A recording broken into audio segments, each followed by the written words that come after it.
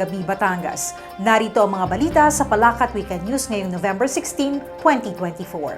Sumailalim sa 3 araw ng pagsasanay hinggil sa disaster response and crisis management, psychological support and first aid ang ilang kawani ng pamahalaang lungsod at kinatawan ng iba't ibang sektor noong November 6 to 8. Narito ang report. Ang naturang pagsasanay ay tinaguyod ng City Social Welfare and Development Office na hangaring magkaroon ng magiging katuwang sa pagbibigay ng agarang tugon sa mga biktima ng traumatic incidents o mayroong psychological problems dulot ng iba't ibang uri na sakuna. Ayon kay Assistant City Social Welfare and Development Officer Charity Nunez, nararapat lamang na palakasin ang mekanismo sa pagharap sa iba't ibang sitwasyon na epekto ng kalamidad at matulungan ng mga ito na magkaroon ng emosyonal na katatagan. Binigyan din niya na magagamit ng mga participants ang kanilang mga natutunan sa nabanggit na pagsasanay kung magkakaroon ng malawakan sakuna kung saan maaari silang kailanganin sa mga evacuation centers. Tinalakay sa nasabing seminar ang Disaster Emergencies Crisis and Other Concepts kung saan ipinaliwanag ni DSWD Region 4 Project Development Officer 2 Mark Joseph Rehano ang mental health, psychological support issues at risk, mental health, psychological support and well-being at self-care and caring for carers. Ilan sa mga naging participant ay ang mga child development workers, barangay disaster risk reduction management officers, school DRRM na kinatawan ng DepEd, men and women in uniform at mga kinatawan ng mga hensyang tumutugon sa iba't ibang uri ng disaster. Para sa Palakat Weekend News, kasama si Munina Fernandez, Liza Perez de los Reyes, reporting.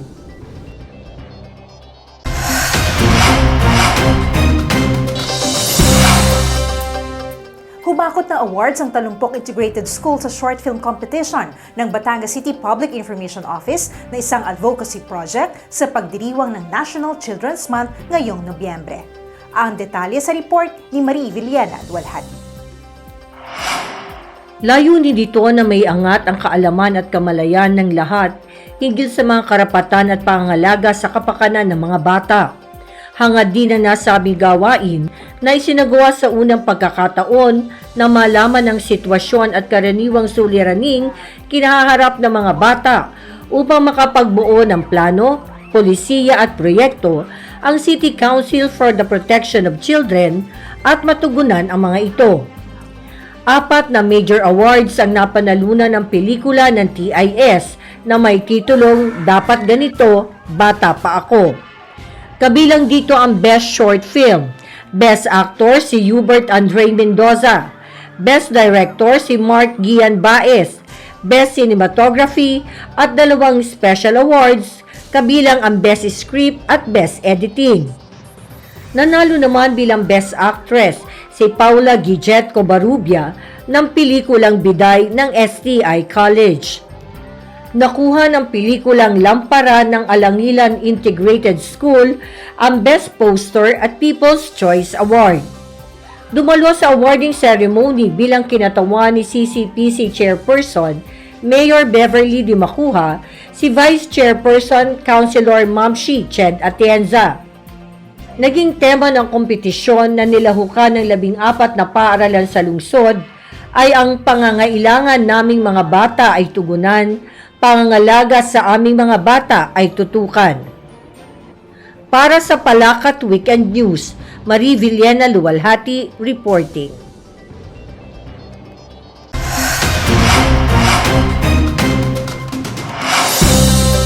Nagsagawa ng Social Health Insurance Education Series o SHINES ang Philippine Health Insurance Corporation of PhilHealth para sa mga municipal at city information officers ng lalawigan noong November 5 to 7.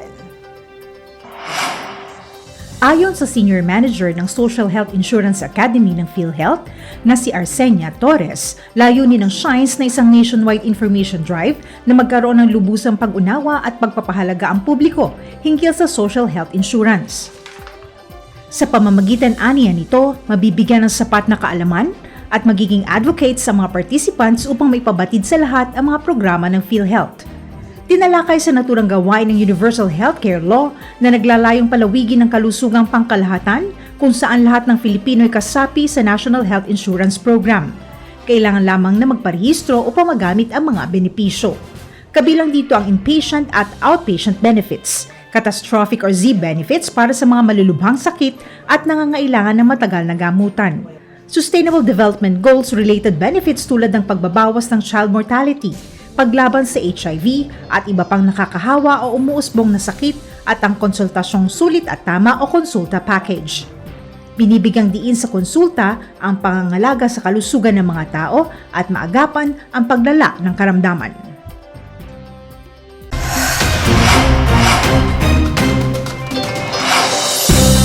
Magbabalik ang Palakat Weekend News makalipas ang ilang paalaala.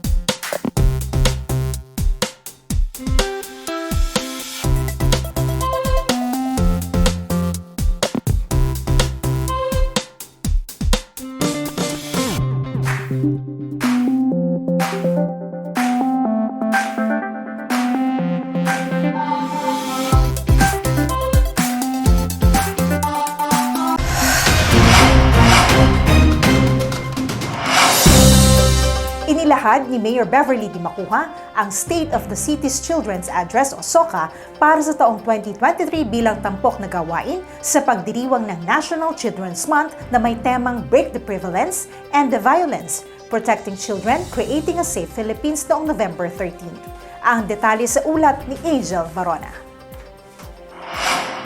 Inilahad ni Mayor Beverly D. Macuja ang State of the City Children's Address para sa taong 2023 bilang tampok na gawain sa pagdiriwang ng National Children's Month na may temang Break the Prevalence and the Violence, Protecting Children, Creating a Safe Philippines, November 13.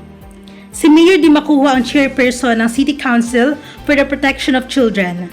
Ipinabatid niya ang mga programang na ipatupad na at mga gawain na isaktuparan na ng iba't ibang departamento ng pamahalang lungsod at iba pang kasapi ng CCPC na naglalayong mabigyan ng matatag at maginhawang buhay ang mga bata sa Batangas City. Ibinahagi din niya ang mga ilang karangalang natanggap ng lokal na pamahalaan, kabilang ang Seal of Child-Friendly Local Governance at Green Banner Seal of Compliance Award. Patunay aniya ito na pagsusumikap ng CCPC, katuwang ang mga pribadong ahensya at pampublikong sektor upang patuloy na maibigay sa mga bata ang apat na saklaw ng karapatan na kinabibilangan ng karapatang mabuhay, umunlad, makisali at mabigyan ng proteksyon.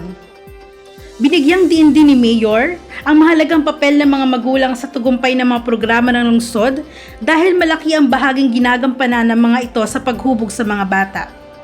Nagsilbing host ang mga child representative na sina Micaela Joy Magnaye ng Batangas City Integrated School at Nicolo Simon Balina ng Stony Hill Southville International School. Ilan sa mga isyong nabuksan sa open forum ay ang mental health, seguridad at kaligtasan ng mga bata at mga hakbang upang maiwasan ang karahasan sa mga kabataan. Pinangunahan naman ni CCPC Vice Chairperson Councilor Ched Atienza ang panatang makabata.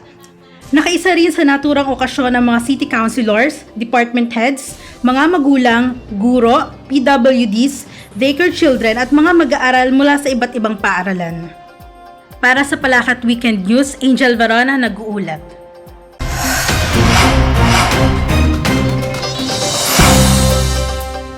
At yan ang kabuuan ng mga balitang tampok sa Palakat Weekend News ngayong gabi. Ako po si Rona Endaya Contreras. Magandang gabi at marami pong salamat sa inyong panonood.